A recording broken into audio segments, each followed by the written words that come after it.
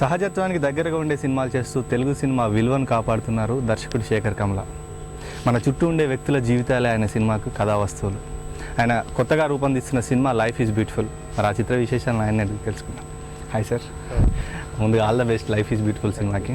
అంటే ఈ life is beautiful సినిమాతో అండ్ మీ బ్రాండ్ సినిమాకి మళ్ళీ మీరు back to me brand cinema అనుకోవచ్చు. నా బ్రాండ్ అని నేను అనుకోవట్లేదు, అదే అంటే ఆడియన్స్ అనుకుంటూ ఉంటారు, అంటే అది ఫీల్. కానీ నేను కథ బట్టి ఆ కథను మేకింగ్ ఉంటుంది. సో ఇది అంటే ఇప్పుడు హ్యాపీ డేస్ తర్వాత కొంచెం లీడర్తో నేను కొంచెం జానర్ షిఫ్ట్ లా చేశాను. అంటే అది ఆ పొలిటికల్ బ్యాక్గ్రౌండ్తో అలా కథ చెప్పాలి కాబట్టి అలా చెప్పాను.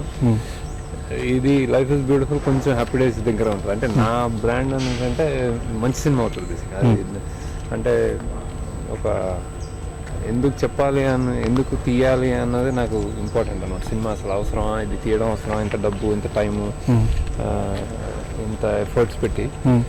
సో అలాంటిది అలా అనుకుని నేను కథ స్టార్ట్ చేస్తాను. లైఫ్ ఇస్ బ్యూటిఫుల్ అలాంటి దానికి కొంచెం సెట్ అయింది. బేసిక్గా ఒక హ్యాపీ డేస్ కాలేజ్లో అయితే ఇది అలాంటి ఏజ్ గ్రూప్ యంగ్స్టర్స్దే ఒక కాలనీ అనమాట. ఇలాంటి కాలనీలో బేసిక్గా ఒకప్పుడు ఉండేవి బాగా, అంటే నైబర్హుడ్లో ఒక ప్రపంచం, మన పక్కింటి వాళ్ళని అన్ని తెలుసుకుని మాట్లాడటం, వాళ్ళ బాధలు పంచుకోవడం, షేరింగ్ ఇట్లా. అండ్ అమ్మమ్మలు, తాతయ్యలు, కొంచెం జాయింట్ ఫ్యామిలీస్. అంటే జాయింట్ ఫ్యామిలీ అంటే అందరూ ఉండక్కర్లేదు, కానీ అట్లీస్ట్ తాతయ్యలు, అమ్మమ్మలు కూడా ఇంట్లో ఉంచుకుని ఉండే ఫ్యామిలీస్ ఉంటాయి. అలానే రోడ్ల మీద ఆడుకోవడాలు, పండుగలు ఇట్లాంటివన్నీ అవన్నీ కొంచెం చూపిద్దాం.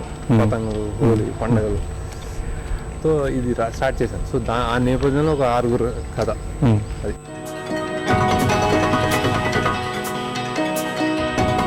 శ్రీనివాస్, శ్రీను మన తాతయ్య పేరు.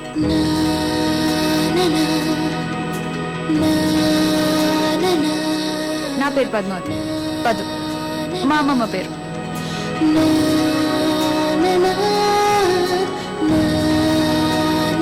నా పేరు నాగరాజ్.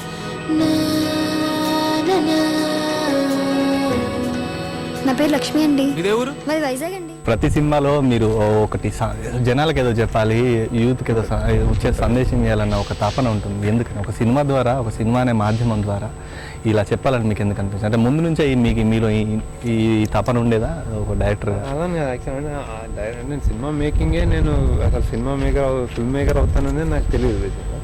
ఫిల్మ్ స్కూల్కి వెళ్ళడం వల్ల నాకు కొంచెం ఒక 3 years ఫిల్మ్ స్కూల్ హార్వర్డ్లో యూఎస్ చదువుకున్నప్పుడు అన్నిటికంటే నేర్చుకుంది టెక్నికాలిటీ, కథ కానీ, రాయడం కానీ, ఫోటోగ్రఫీ కానీ, ఇవన్నీ నేర్చుకుంది ఒక ఎత్తు. బేసిక్గా ఆ ఫిల్మ్ స్కూల్లో మాకు అర్థమయ్యేది ఏంటంటే మీడియా చాలా పవర్ఫుల్ మీడియా. అన్నీ మీడియా మీద వాల్యూస్ కలిగిస్తుంది.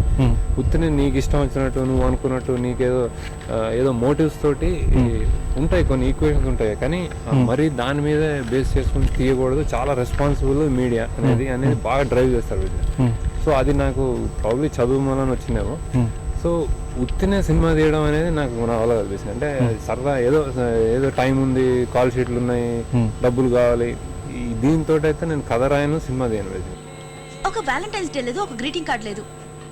ఎప్పుడు చెత్త పాలిటిక్స్, దేశ సేవ అంటూ ఏదో మాట్లాడతావు, లేకపోతే ఏదో మ్యూజిక్ అంటూ తిరుగుతావు. చెత్త పాలిటిక్స్ అని అందరూ అంటారు, కానీ బాగు చేసే రెస్పాన్సిబిలిటీ మనకుంది కదా. ఏదో ఒక రోజు ఈ దేశం కోసం కొంచెమైనా పనిచేసి చూపిస్తాను, చూస్తూ ఉండు. అన్ని సినిమా డైలాగ్లే.